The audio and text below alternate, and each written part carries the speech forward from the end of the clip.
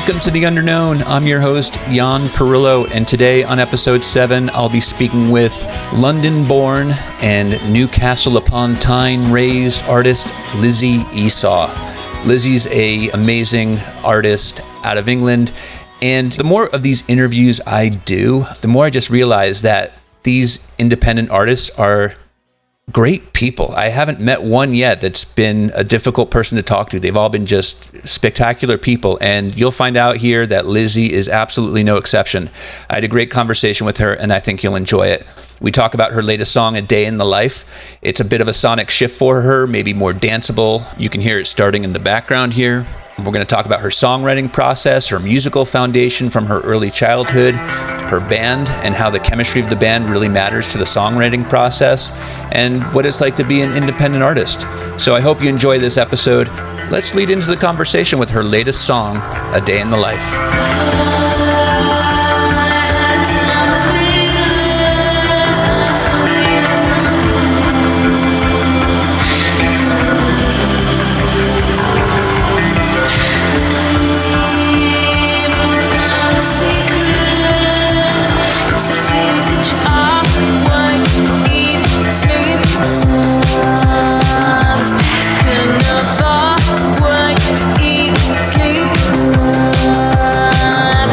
Good enough.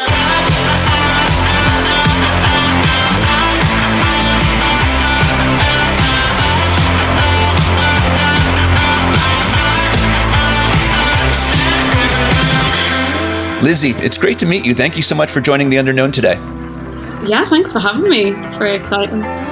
So we were just listening to A Day in the Life, which isn't even out yet as of the recording, but it comes out July 4th, if I'm not mistaken. But you've teased it a little bit across the social media. So tell me a little bit about that song. Yeah, and I really love it. It's like, it makes me very excited to bring it out. Obviously, with every release, I feel like that. But this one feels so different because well, it is just really different from anything we've done. And like, yeah, but it feels still in the same sort of vein with the same sort of instruments and textures and the way we approached it. But the song and the vibe of it just feels different to anything we've done before. Really, it's a bit more dancey. It's a bit more fun and free. And I think there was hints of that in songs like Bleak Sublime and stuff. But I think this is like really taken that like into its own thing. Yeah, and it's just. Yeah, I love it. It makes me feel happy when I listen to it. And a lot of the music we have, it's maybe a bit more serious in a way that like it makes me feel other things other than just happiness when I listen to them. But this song is just quite uplifting and happy, even though it is, the subject matter is maybe a bit more just like about bad jobs and the daily grind of life and just feeling that you've not got time for friends and family and you know, missing out on things, or just that time is running away from you, which I think everyone feels all the time. You know, it's interesting that you say it's like a little dancey, because that's kind of what and I know you said like in the social media posts, you've said some things about festivals and things like that, but that's exactly where I can hear it. You think about a bunch of people with their hands in the air kind of dancing, and for some reason I feel like they're doing circles. I don't know, just for something about that song is just very kind of like you almost have to bounce to it. Mm-hmm. And you do have music that has great grooves and great melodic structure and things like that. But this is really, like you said, a little bit more dancey probably than some of the other songs, probably remixed to, ad nauseum and things like that. But it's really cool. Yeah, well, thanks. I'm glad you like it as well. But yeah, it does feel like that. It feels like it's maybe more kind of synthy, and like the way the track came together was like, our bass player wrote this, bass riff, and he had some stems for this song. And as I've actually said on TikTok, it's not a lie that I said that I'd worked on it and I hadn't. This is that song? Yeah, this is that song. So I was like, I said I'd done something and I hadn't. And it was last year, and we were like busy with festivals and stuff. And I was like, okay, I wrote it this time last year. So I wrote it in a summer festival season, like mindset, if you know what I mean. And and it came together like really fast because I just thought, I've got to do something. And I just thought, this is really fun. I probably won't use it or do anything with it. I kind of remixed what he sent me and added some other like sort of synthy parts that felt a bit dancey, and I just really had fun with it. But I straight away loved the riff that he sent. That's why I was like, I actually really will work on it. But yeah, it was really fun to do. And then when I made it, I was like, I don't think we'll do anything with it because it's so different. But then everyone I played it to just seemed to really like it. And I was like, okay, we can go in the studio and make it more fit in with what we're doing. Yeah. But yeah, it was really fun. So you also just released a song called Bugs, and I'm going to get back to Day in the Life in a second because, I have a few questions about it, but you also just released Bugs, and in the press kit that your manager sent over to me, it says that you might be releasing something bigger, or you are releasing something bigger, not bigger structure, but like maybe an album or something in 2026. Are these parts of that progression to that goal of releasing something in 2026? I think so. I think I would love to do that. That is like, yeah, I would love to do that. I'm really, really scared to ever like promise that or like just for myself, just because like saying those words until I know exactly what's going to happen, I just like, it frightens me. And I don't know if any other artists or whatever, I'm guessing yes, but I don't know if anyone else has been, probably, in fact I definitely know they have, but just this terrified to admit that I might make an album, because it's such a thing that a debut album, you really, really, as Annie for Everyone always says, only get to do it once. And we've got 3 EPs, and these singles, like I say, are a continuation of each other and are definitely part of something bigger and feed into each other. I do think Bugs is a good segue into it. Yeah, so I don't know. It would be great to do that.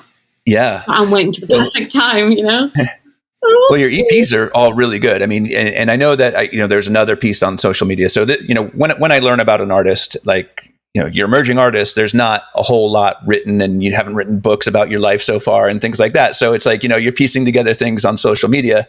But one of the cool things that you did on TikTok was you kind of talked about the being an indie artist and how it's not quite as glamorous as everybody might think. It was a really honest video, and it was really, really interesting. But you've kind of probably had to work really hard just to get these 3 EPs out. So doing an album and kind of like with the production and everything else that goes with putting out 12 songs instead of 6 or 5 is big. It's a big step. Yeah, that's the scary part. Yeah, that's the bit that's like, yeah, still independent. I like being independent for a lot of reasons. I really do. But it's that, as I speak about in the video, it's like that hard part of like, how do I actually make that happen? How on my own, which I'm not on my own, but like how does a small team or whatever do an album? And I want to feel really confident doing it. And it, quite honestly, like I would love to do it if I had the money and the availability and the backing, quite frankly. Like I could go in a studio for weeks, and I've got so many songs ready to go on an album, multiple albums. And that's not the problem. The problem is actually making it. And we are, song by song and EP by EP, it comes together and it's coherent, but making it actually happen as an album that you do not want to compromise on is like huge. So I'm just building up. I'm trying to build up as much as I can to that, and make sure it's the perfect time. Because just like I can't, not that I ever would, but half-arse it in any way. And just like, that would never happen. So when the album comes, it'll be perfect, or it won't.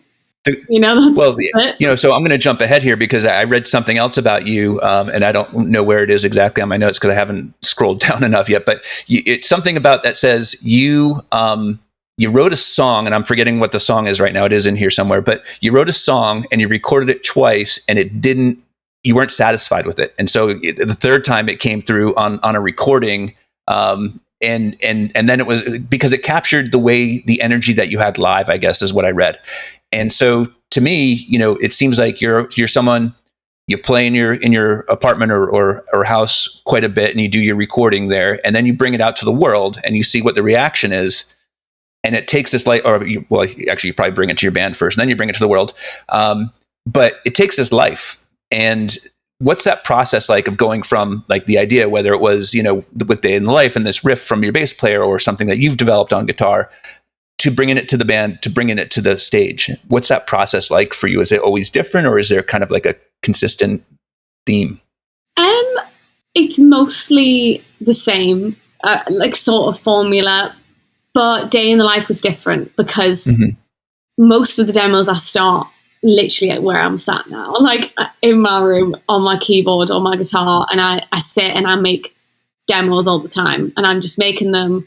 I make batches of them, upload them like my own mini album to SoundCloud, and then see what everyone thinks, see what the band thinks, manager or like different people, producers, and see what people think of this body of work I've just created, literally just me in my room with thoughts.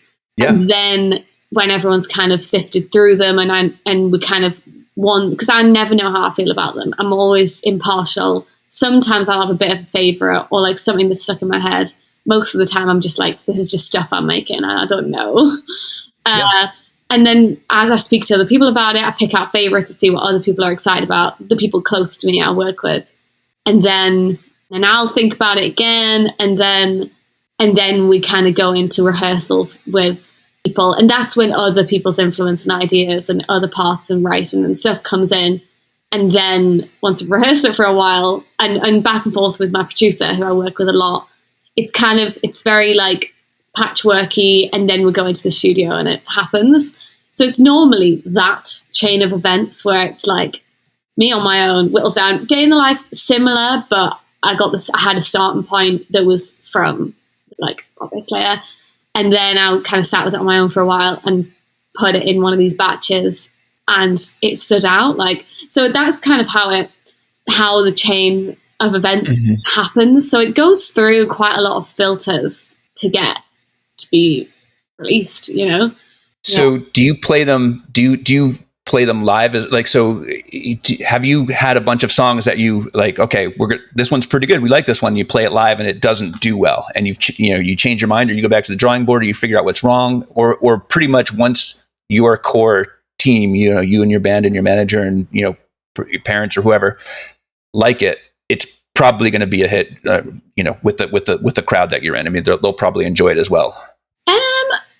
I think so, but I think certain things work better for like certain gigs. So definitely like somewhere, the live thing kind of depends. So sometimes like with Bugs, I don't think we played it live much until it was out. We kind of had plans to release it and then put it in the set as we were coming up to the release rather than like testing it. Yeah. But songs like Wait Too Late, which is the one that we recorded a million times, I think we played that live for ages as we were re-recording it, whatever, just because it was a really good set opener, and it still is the set opener. We need to change that, but so we played that live loads before it came out, and songs like Cool, that was like the last song on the last EP, which was a bit of a nod to like everyone who'd come to see us live over the past like year or so, because we always end the set with that one, and we played that for like years before, because it just was good live energy. So really it depends song to song whether we play something live loads and whether it's out or not, because sometimes things just work better live than recorded, which makes it special to come and see someone live as well. But there's definitely been like some songs, the song I love, like the slower ones, I love the slower songs as well. Like Stay on the Phone, or there's a song called Always. It's not released, but Stay on the Phone is released. And we used to play that in the set sometimes, but then on support slots, you end up cutting out those kind of songs sometimes. So there's definitely songs that fly in and out of the set a lot. Well, headlining versus, doing like a 25-minute set where you have 25 minutes versus doing a headline. And I know you've done both. I mean, so your set has to be a different length, I'm sure. And you have different luxuries and different, setups probably, because you're allowed to bring more equipment in when you're the headliner versus when you're just, doing I'm sure that the set must change based on the amount of time you have too. Yeah. Like it's always varying and for different kind of, like how we're kind of feeling and things that we feel work really well. Like Day in the Life, we have played quite a bit before it's come out. Like we've played it on the last few tours for sure, like supports and stuff. So I think, we've been playing it for a little while now. Definitely this year, all of this year so far, it's been in the set. And that's a real point in the set where, like, I don't know, like the stuff that's in the set, you know, it can be quite heavy at times. It can be quite indie or like happy or I don't know. So that's it does feel like things change a bit in the set there. And it's a part where people can like really like dance or like you'll see people jumping more and people really interact with it. So I was straight away, that was like a really good sign to make me want to release it even more. And also made me think, oh, I'd love to put more songs like this in the set and make it even more of a moment where people can really let go for more than just one song at a time in that style, if you know what I mean. I don't know, so it makes me like want to do more of that just because it feels good to do it, you know. It'll always still be, you know, heavy guitars and stuff, and I'm not going to turn into like Calvin Harris all of a sudden. I don't know, like it's not going to happen right now. But like, it's just when something feels good, I think go with it, run with it. And this feels good and it connects with people so far. It's not out yet, but I feel like it makes me just want to lean into it more because we're having a good time doing it. So that's, There's something about like your words too. And this is a question I'll ask you. I guess I'll ask it now, but you know, when you're writing, is it a mood, do the lyrics come first? Because your lyrics, I mean, I would never, ever want to have to cover a Lizzie Esau song because the amount of lyrics you have in there is insane. It's just crazy. They go on. I mean, you say so much. And I mean this in like the best way, because you're actually like, you're not afraid to, I mean, most people are kind of like, okay, how do I get to a second chorus, or how do I get to, or, you know, what's the second verse going to say? I said, you know, they come up with an idea, but you come up with like these concepts that just engulf this song, which is really cool. So does that come first or does that come later? I think it normally comes after.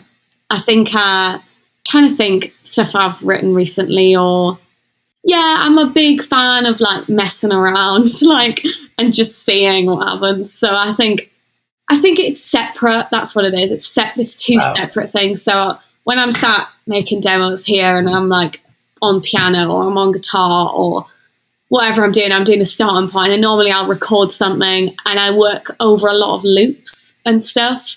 So I'll record something, I like it, I'll loop it for a bit, I'll find a beat or something I can like vibe, something I'm finding exciting. Inspiring, yeah. Yeah, so I'll maybe just loop it for a bit and just like think about it and think about, sometimes I'm inspired to like keep going with the music, but when I'm sat actually recording, actually making a demo, I always start with the music, and then separate to that I collect like on my phone a million different voice notes or little bits of lyrics. Like every now and then I'll think of like a couple of lines of like a lyric that I'm like, oh, that would be cool. And I just write it down in like a big note of like nonsense at the minute. Like I'm doing a lot more of that, which is just like a couple of lines I just think sound nice together. And I just like collect them over time. Amazing. And then sometimes I'll like be working on something, like a couple of new songs at the minute. And I had this line about like, or this idea, this line about trying to like help someone quit smoking, and it ends up like they end up being mean to you because because they're like aggy all the time now, and then you end up just giving in and you both feel like failures because you just let them keep smoking. And like it was just these little ideas I have, and then when I was just making a little guitar loop and I'm like, oh, I'll put that over that, and then it turned into a different song about something. So I think you got to piece it together. I'm constantly like collecting things in my mind all the time, like making little stuff up and just collecting it for when I've got the time to sit and make. So that's how I like to do it. To me, that's crazy. That is crazy because, you know, when I think about, because I've done a lot of songwriting and things like that too, and I'll mush mouth over vocal over a verse, or it's not unlike anything that you described, like where I'll do the same sorts of things, but I never ever get as many lyrics. I mean, just like the full, like just like I said, the concept, the depth. I mean, just your lyrics go far. I mean, so I had this vision, which is obviously not correct. You just corrected it, of you having like these poems that are, pages and pages long, and adapting a song to that, because they're just such, I don't know. I just thought they were so profound. I kind of thought that you had a different process, because to develop the songs out of, essentially mush mouthing a melody or something like that, like most of us do, is really, to me, impressive, because it's not easy. Yeah, I mean, I do.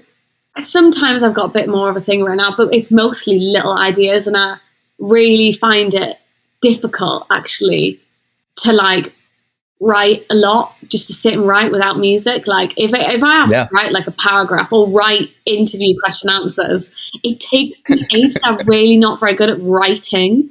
Yeah, and I like writing songs, but so a lot of the time I'm just working over a loop, and I'm singing until something feels nice, and I latch onto something, and then I just keep going. And as soon as I stop and try and think, okay, I'll write this properly now, if I find it difficult, I need to just like sing something over it in the moment and then work on it. I don't know. Yeah, I enjoy doing that. I think I need some sort of musical inspiration to get me going, though. I don't know. Yeah, it's really. I find that process just really interesting, just because everybody approaches it in a slightly unique way. But there's, for most of the people that I talk to, it's this very. I mean, it's not unlike what you do, not like what I've done in my past. Where it's like it's easier to fiddle on a guitar or a piano and play, and then now with all the stuff that we have to record with, to sit down and record a loop, and then okay, well, I can grab this microphone right here and I can start to sing into it and just see what happens. Or no, I don't like that, I'm going to do it again and again and again.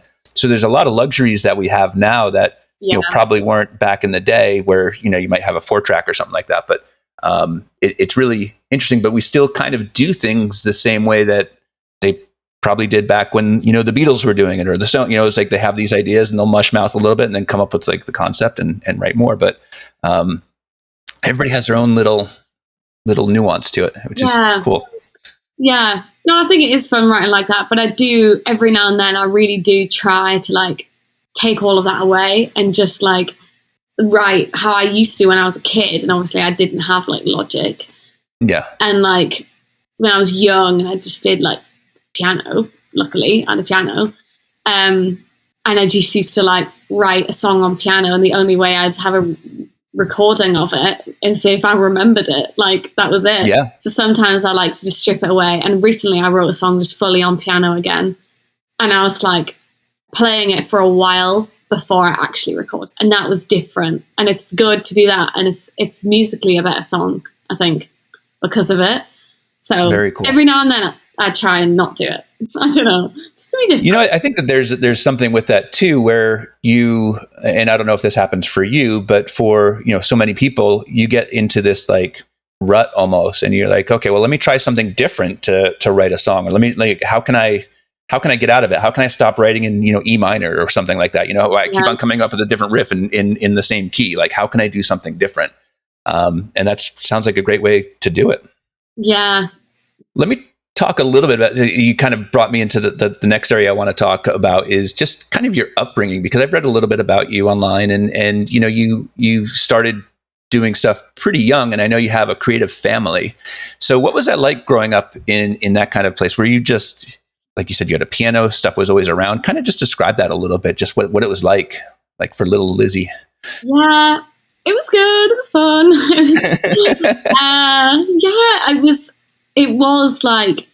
It was very creative, because obviously it was encouraged to do music and art, and it was like valued. Like I said that in like a podcast the other day, I was like saying how I do feel like maybe some people don't value it very highly. Mm-hmm. Almost, I think creativity and its impact on the world and life is very undervalued. It's almost expected by people just to have nice things around that they enjoy, but the value of it is not respected, if you know what I mean, in a way that I do, especially now. Oh, of course I should have nice graphics to look at, or this made clear to me on this leaflet. And it's actually like, that's someone's job to do that. That's the value. Like, I don't know. That was that whole thing. What was it, in lockdown or something? It's like all the professions that like we don't need anymore. It's like graphic designer was like top of it. And then everyone was like, well, who made this?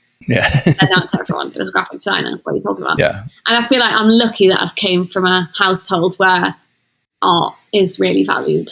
Yeah. I mean, yeah. I was going to say, and when we look at, AI and things like that are happening too, and the use of it and the impact of, especially things like graphic design, it really is, there is a threat out there to some of this creative work. But I also think that work only really gets done by somebody creative that can guide those machines to do that, because machines aren't really creative. They're just copying, right? So no truly original. Yeah, they're stealing. That's what's happening. Well, that's true. They're absolutely stealing. The permission of all these artists. So it's and it's already happened. Unfortunately, I know. Yeah, as part of I do stuff with the Ivers Academy, and we talk about it a lot. And it's like scary, and it's kind of already happened, and it's just ridiculously awful. Yeah, not a fan of AI for many, many reasons. Main one being that. Other one being the environmental factor. That's just like, right? They're getting away with that. Yeah, it's just like, if it can be used for good, to cure like cancer, for diseases, for like, ill children, or like, do you know what I mean? Like, it can be used for good. It can be, and I'm sure it is being, but I'm not in the science world. I don't know, but I'm sure it's being used for great things there. I'm sure it is. But I just think its place in like creative industries is like scary to me. I'm sure there are people excited by it and know ways they're going to use it for good or whatever. But anything I've heard about it in terms of the music industry or the creative industries, the songwriting scene, it's just, none of it sounds good to me. So not a fan of that. No, I can imagine. By the sounds of it. But I can imagine. And also like probably killing the planet. Well, it definitely is actually. So I'm not going to pretend I know loads about it, but I definitely know what I know I don't like. Do you know what I mean? That's all I can know. Yeah.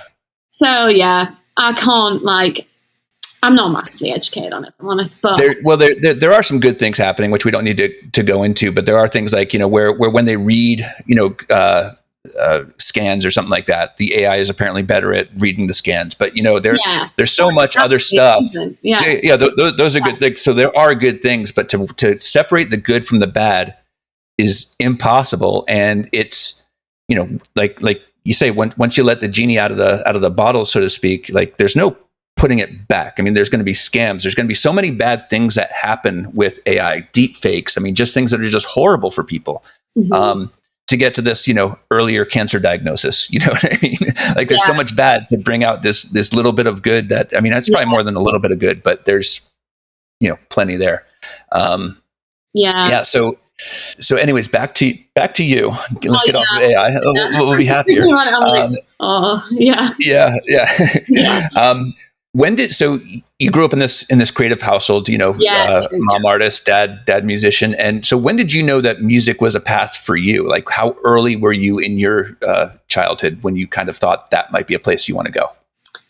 I was like so young. I think I was like 3. I remember, I was born in London and I was definitely in London at the time. And I know I was about 3.5, maybe 4, when we moved from London to Newcastle, and I grew up in Newcastle. So I think like it's definitely there because I've got videos of being like home videos, and it's like I'm pretending to play the piano like on bits of furniture. Just before I had a piano, I just wanted to play it. I don't know. It's definitely because I saw my dad do it. He was playing guitars. It was all around. Music would have been played all around, I'm sure. There was a live video to a diary program that was on the telly or something, and it was Kylie Minogue. on tour, and she was like singing and dancing, backup dancers and this and that. And she was just like on tour, and it was this video, and I was like, I just like, it was my little childhood obsession. Like, you know, I was just like, instead of like Finding Nemo, it was Kylie Minogue's Diary. Like, yeah, I just was like, and she was wearing all white, and I wanted to wear all white and sing to everyone. And even from as young as that, I used to make everyone sit down and just think, I'm going to sing for everyone. But all I knew was like Twinkle, Twinkle, Little Star. So I was just singing that to everyone. Like, so you'd sing it. So it was just there, and it was just what I did as a kid. I was just like, I'm going to perform for you. I'm going to do this. I'm going to pretend I'm playing the piano. I'm going to, you know, it was just something I just loved, and I just always did. And then when we moved to Newcastle, I was like 6, maybe 5 or 6, 7. And, young enough for my mum to be like dressing me, I think, because I've got this vivid memory of like getting dressed. And my mum was like, I was just always like singing to myself and like I must have just been making up a song. Like, I didn't really obviously know what I was doing. Yeah. But I must have just been singing stuff that like didn't exist. And that's just, I guess, writing the song. Yeah. And she was like, you know, you could write this down, and then you'd remember it and you could sing it again. So I had like a little notebook, and I wrote it down. And I think it was a song called like Life or something. And I was like, what do I know about life? I'm like 7 or however, I don't know, around that age. And then I remember when I was 7, because I dated this book, my old ballet teacher left, and like, we loved her and everything. She bought each kid in the class. It was just like a really small community hall, little ballet lesson for like kids. And she bought each person a little notebook for her leaving, like saying goodbye. And I dated it 2007. And like, I'd written just like song after song after song, and it became like my songbook. And it's all about, I've got so many in it. And it's about like, my rabbit died, and then this happened and that happened, and like going to Hollywood. And it was quite like, you know, probably watching Hannah Montana or something at the time. And I was like, so it's almost a diary. But yeah, in song. And it's just like, it just, there wasn't a moment where I was like, I think I'm going to do music now. It was just progressed into something that I just always did in my life. Wow. And then I realized like it could just be my life, if you know what I mean. I do. Yeah, so I don't know.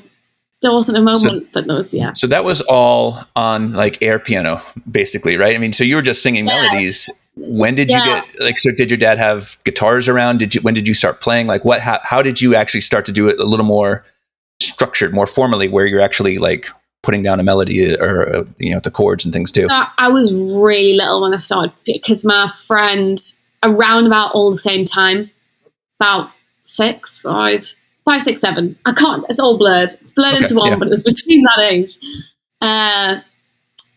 My friend at school was playing piano. She started piano lessons, and I was like, well, I want to play piano. I want to do piano just like her. And like, I was already doing like singing, and I showed an interest and whatever. Mm-hmm. And they're like, oh, you're maybe a bit young. And I was like, no, I think I really want to do it. Just like, obviously, like, oh well, see. And then I went to a piano teacher, and after a little bit, I was like, oh, I don't know. She was quite strict, and I was like, oh, I don't know, Harry. And then my mum was like, no, I'm not actually going to let you give in. I feel like she found another piano teacher around the corner who lived right around the corner from me, and I went to her for lessons for over 10 years. Wow. She was just Jean Armstrong. Shout out to Jean. She was just the best piano teacher ever, and just like genuinely like a big part of me growing up. Just amazing. She was just great. And very cool. Just great.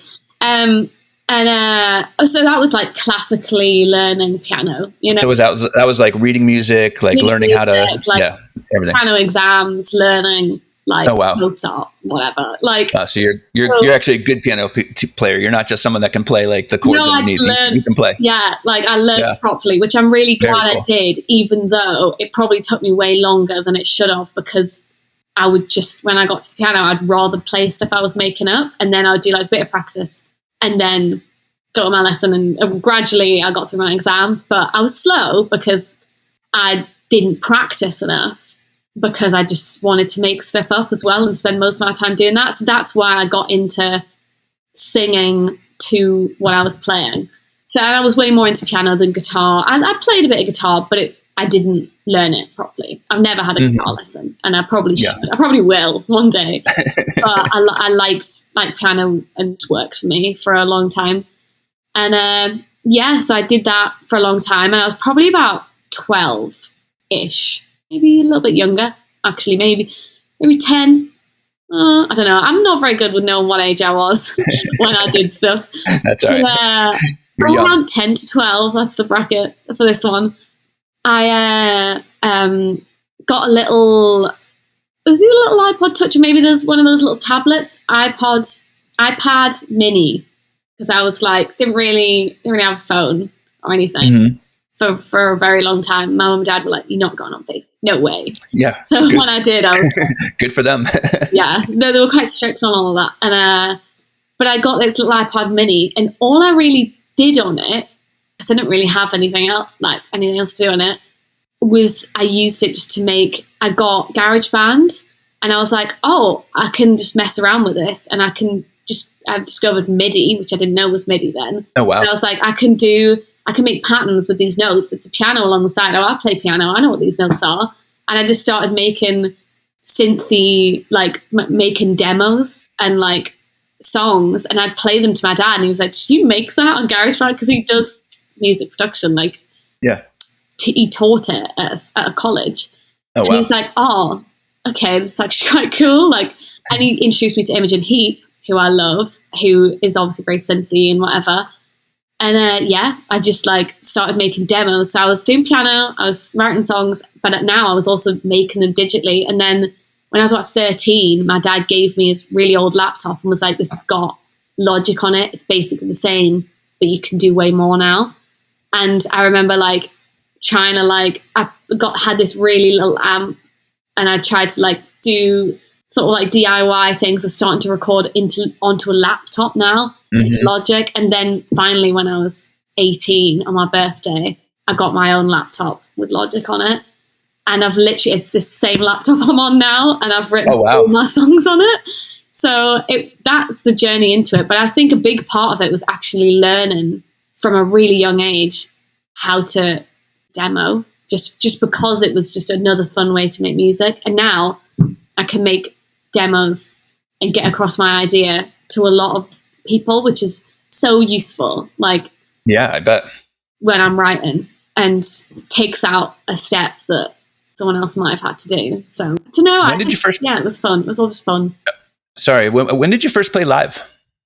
So late on, to be honest, because so I was 18. Started making some proper demos. Released a demo on SoundCloud at 18. And that actually, I remember, BBC introduced and played it. It was literally me on my laptop, and my dad was like, "Okay, I'll mix it a bit, and you can put it out." And I did it, and it's not there anymore. Maybe I'll put it up again one day. But what song is that? It's called Clouds. It's not anywhere. Oh, Clouds. Okay, yeah. Because I didn't see that one. I saw the first single was Young Minds Run Blind, and that was not easy to find either. No, that got removed. So. Yeah, it's still out there. You can't remove it from the internet. Nothing leaves. I know. Yeah, unfortunately. So I put that out. I was like, yeah, it's just a demo, and it was fun to put out. And then I was 19, and I was just well, this isn't, if I actually want to do this, went through doing A-levels, this and that, whatever. I thought I was going to do different careers, and I was like, why?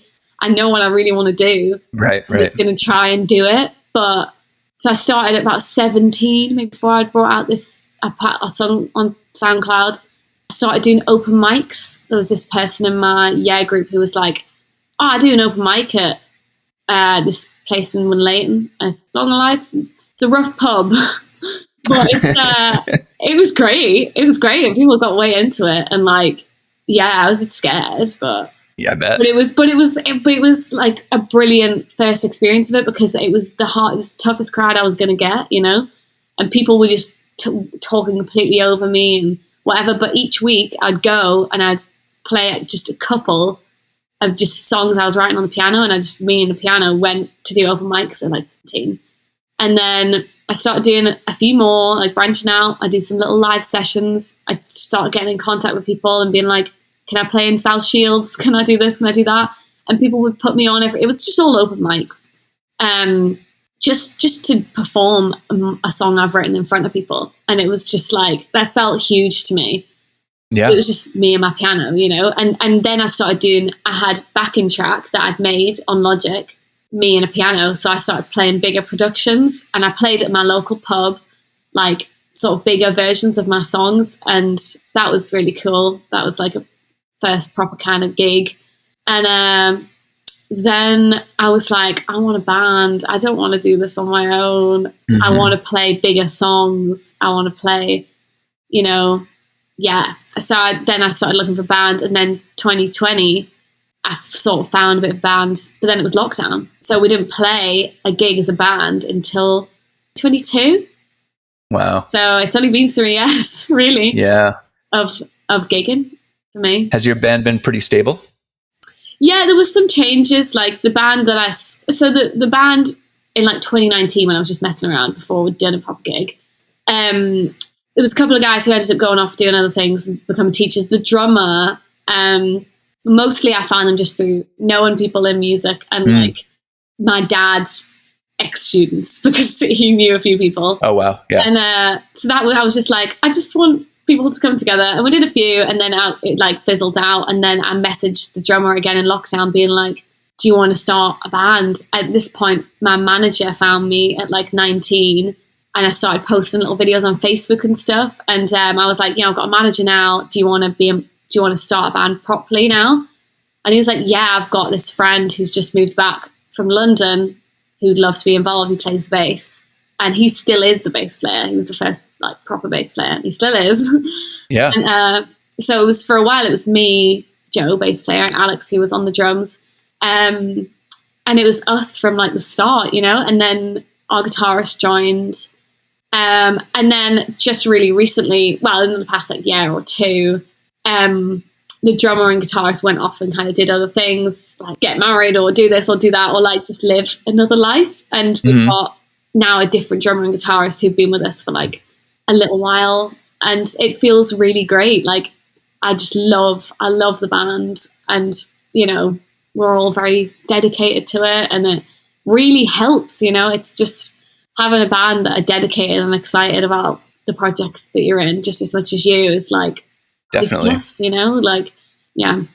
It sounds to me like they, you know, well, especially, you know, I did notice your bass player actually, because one of the things that I was wondering, because I know your dad was a bass player, I was like, and your bass lines are really good in your music, and I kind of was wondering, he's gonna love that. Yeah, I mean, but I was wondering, like, is this her dad like kind of helping her like along, because I know he was a pretty like big bass player, and I didn't know, but I was like, the bass, like it's not just, this guy's not plodding along on, you know, the root notes, like they say, he's like doing stuff, and it's really cool. Like, so I like to like, I mean, I like a lot of your instrumentation, which is why I was wondering how stable it was, because they, you know, they do some really cool thing all the way back from your, you know, some of your earlier stuff too. Yeah, it's really cool. Always a huge part of it for me, for sure. Yeah.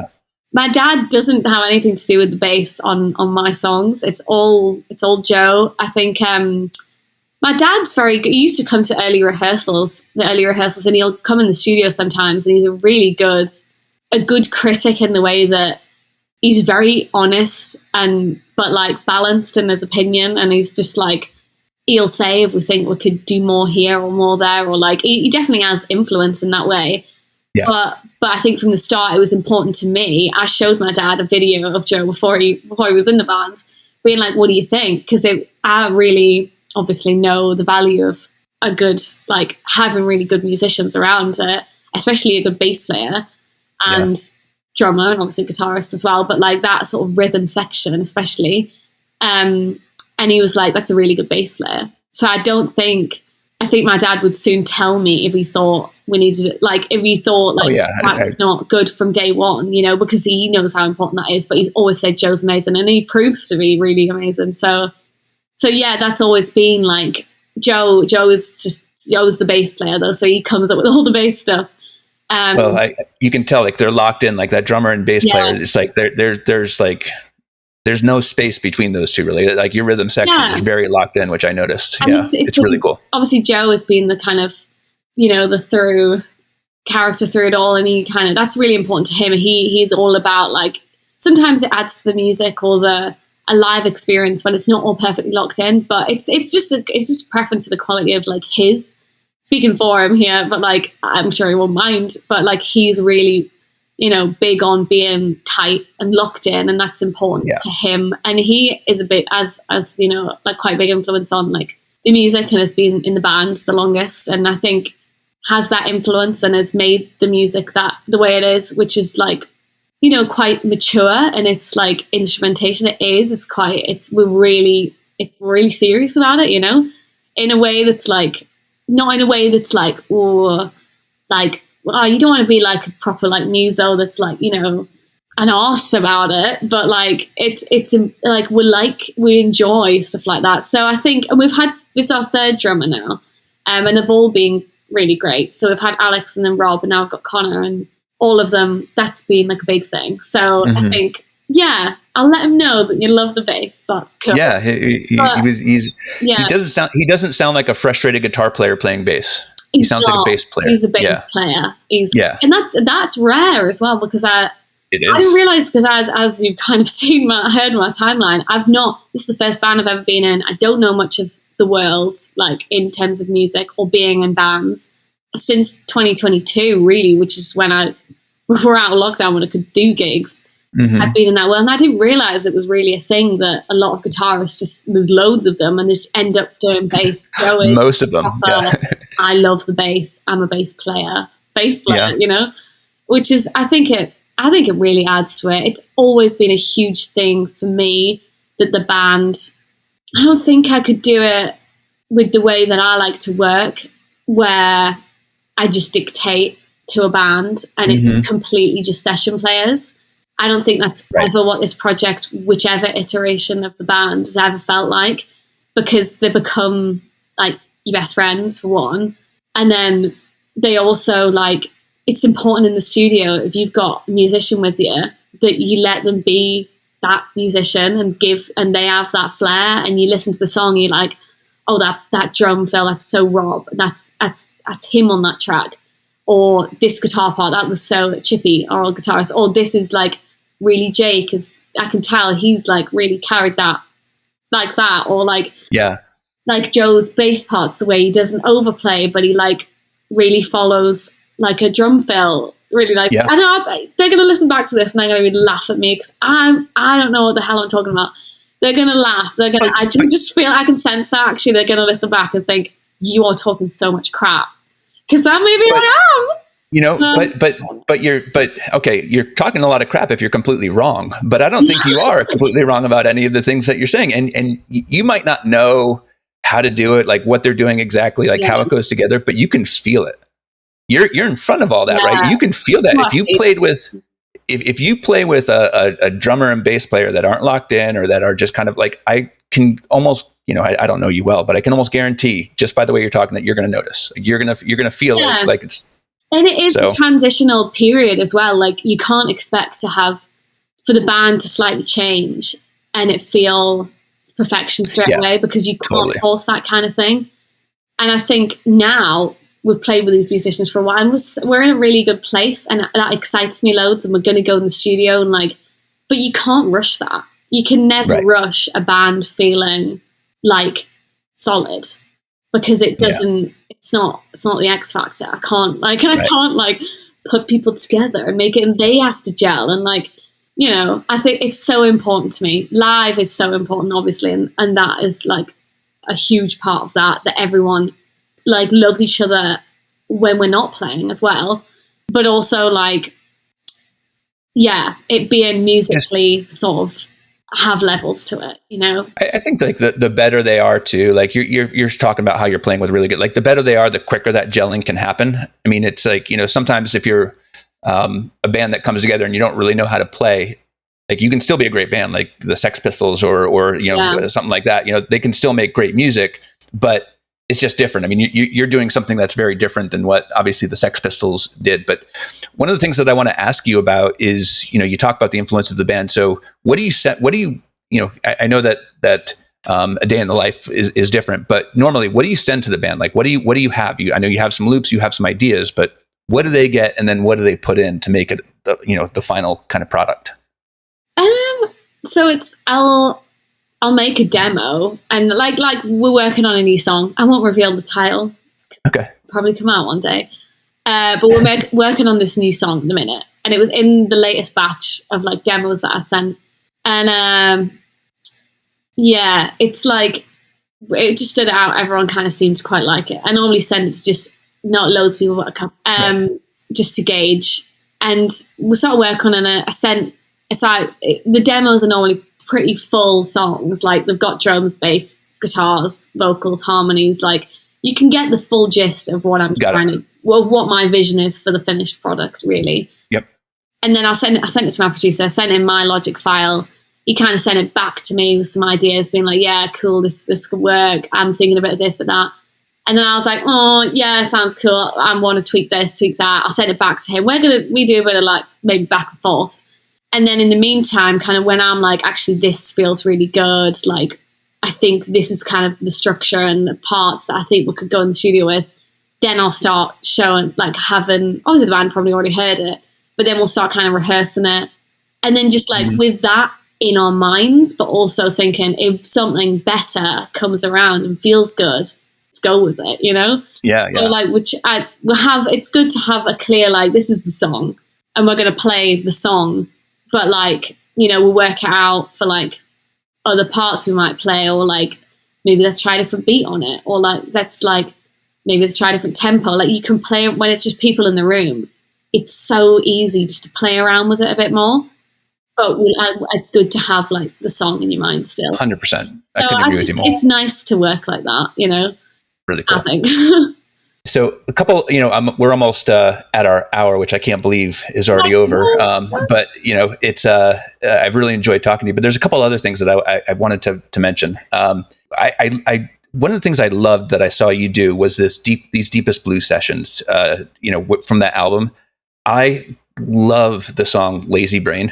I think that is a brilliant song. It's not your most popular song on there, but it's awesome. I love that song. And the other song that I really love is Jellyfish, which has this really cool lick in the beginning, this cool, like, dun, dun, dun, dun, dun, dun.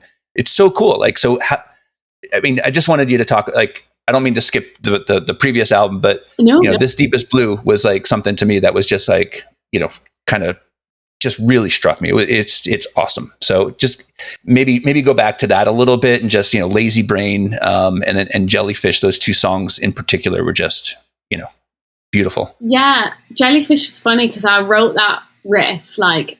Did you? Yeah. I did, like most of the songs I do write most of it.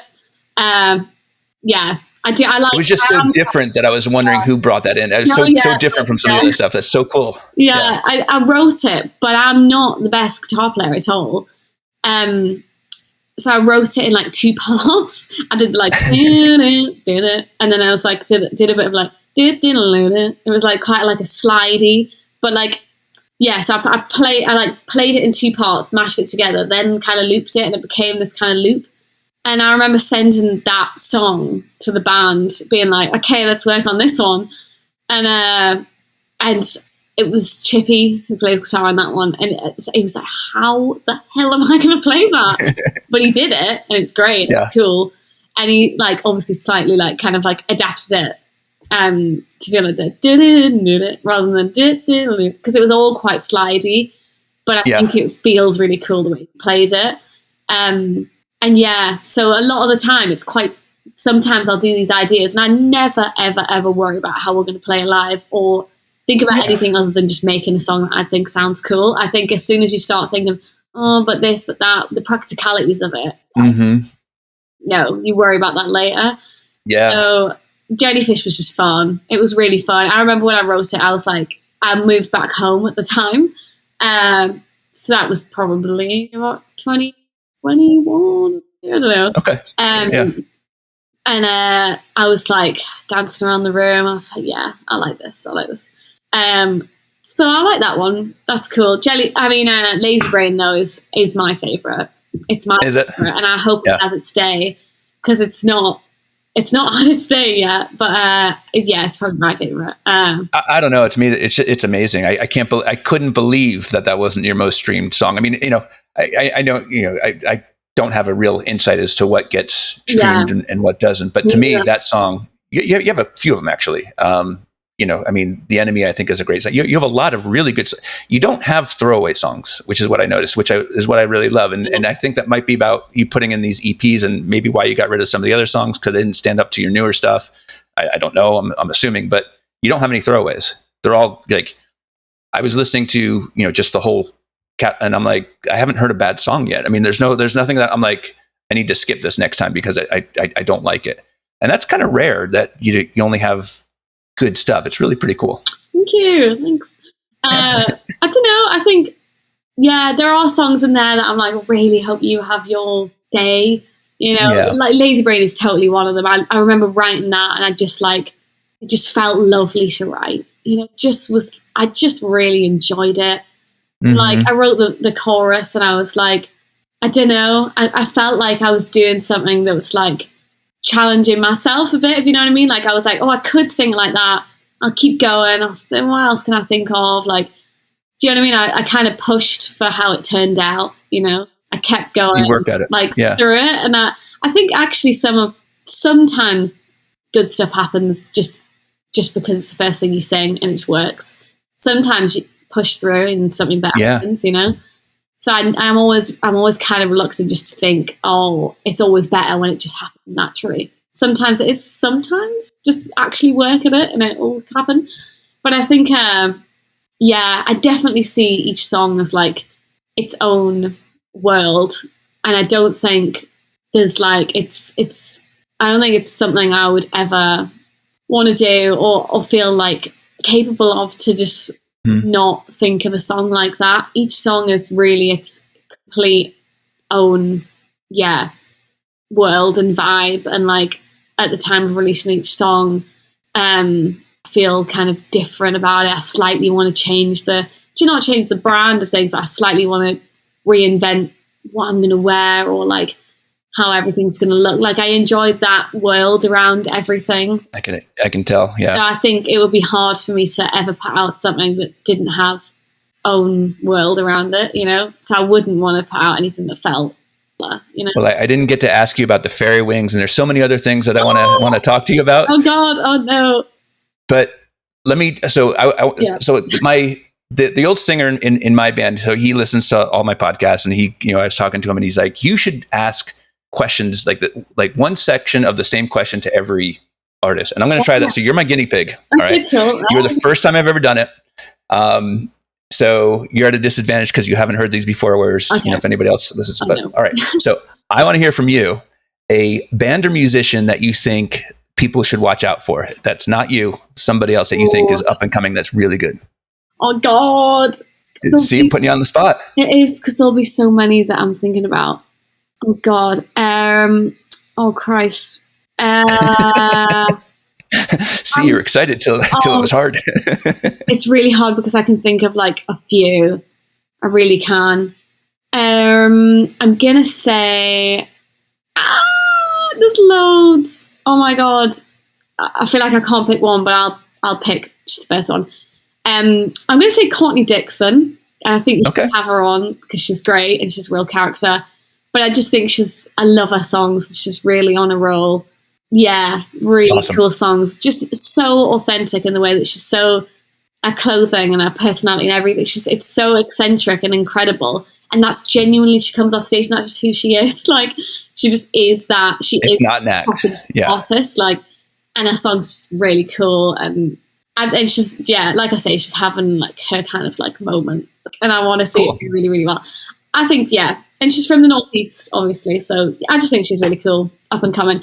Check her out. She's good. I will. Yeah. Thank you. All right. Second one.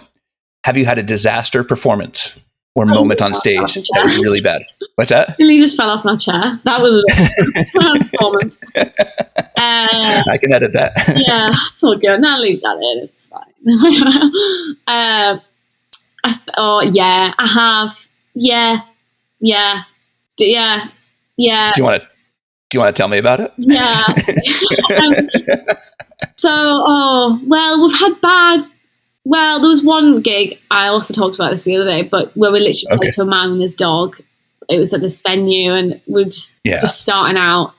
We didn't actually have a guitarist yet, and we just started going out, the three of us, and just doing whatever we could, and it was just rubbish. Like, we weren't probably that bad, but the gigs we would do, all the stuff, it was just like, oh God, these people don't care, and it's literally like, we're in the middle of nowhere, what we're doing, that sort of thing. But then there's also been times where, you know, things have just gone wrong and you couldn't hear yourself, or this has happened or whatever, and you come off stage, and I think the thing that makes me the most emotional coming off stage, or the thing I really hate, is when I've had a bad day, or when the vibe is like, I don't want to sound like a diva, no, but when like you go on stage and like in the dressing room or something, or you've had just like a really intense conversation, or being a bit annoyed or worried or this or that, or you've gone on stage in the wrong mindset and you feel like you've not given it what you should have given it because you're thinking about other things, or you're mad, or you're this or you're that. And although it probably didn't show, I didn't feel like I'd given it what I should have. And that's the worst job. It's only happened to me like literally once or twice, where I've been like in a very intense, or like had a serious conversation and then had to, oh God, I've got to run on stage now. And you just feel, oh God, I didn't do that justice. And that's really interesting. So your disaster moment or performance is more about you not putting on the show that you want to always put on, like not putting that sort of energy, not putting that effort, like kind of phoning it in almost. And that's your, that's a really great answer, actually. I mean, I think that's because, you know, the more shows you play, the harder it is to keep up that intensity when you're out there and to always put on this amazing show. And it's like, you know, that's what people are there for. That's what you kind of owe them as the artist. Like, they're there for you. And so phoning it in is like, I agree. It's kind of not really acceptable, but you're going to do it. And, you know, I've done it 1,000 times. So I get it.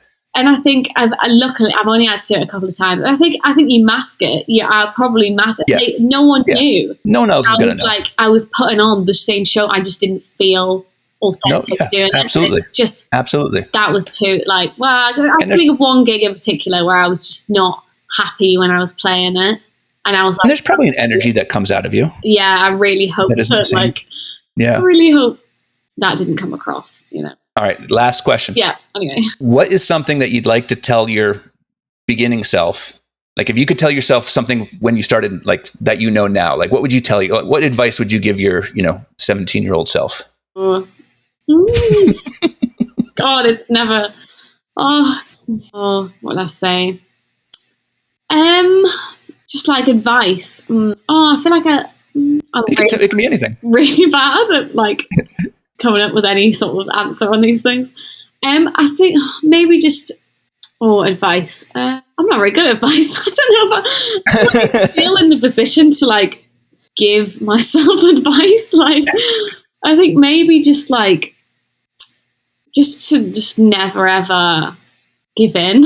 Like, just it's not going to be an option. Like, and to start making TikToks now. I think you won't have to worry about it later. Just like become TikTok famous, like at 17, before it's even been invented. Man, that TikTok is. I mean, I'm a lot older than you, obviously, and I'm not good with the social media. I do not do well on it. I do not like it. It's not for me. But you've done some cool stuff on there. Yeah, I try, but it's not my strength. I don't think. Yeah. Well, Lizzie, thank you so much for doing this. I could literally talk to you probably for another hour. I have so much on this. I didn't even scroll down on my sheet of paper, but you were awesome to talk to. You write great music, and I really hope that you're super successful. Thank you. I hope so. But sorry, I just chat on and on and on. So we need like 2 hours next time. Exactly. Yeah. Thank you. Oh, thanks. Yeah, thanks for having me. It's been like really fun. I love chatting about me, really? No. I can just talk for hours about it. No, it's been really fun. So thank you. Thanks. Thank you. Speak up. I know you like it better when I keep up. I'm dragging in decline because it feels just like a wall between every thought. I'm stuck on a corner. I said it's been a fallout with me. Am I lying?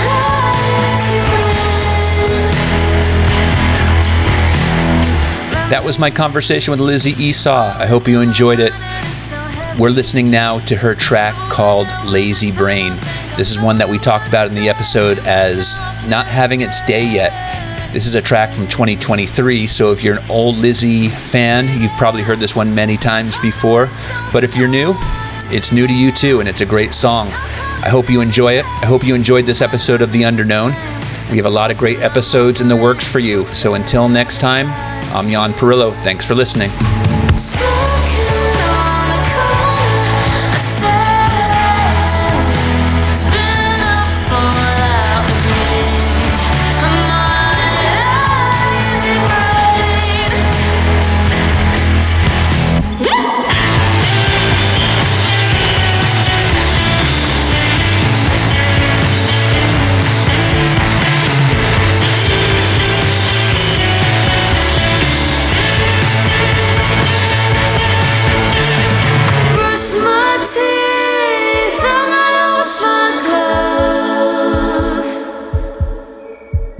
Remember to eat, lazy brain.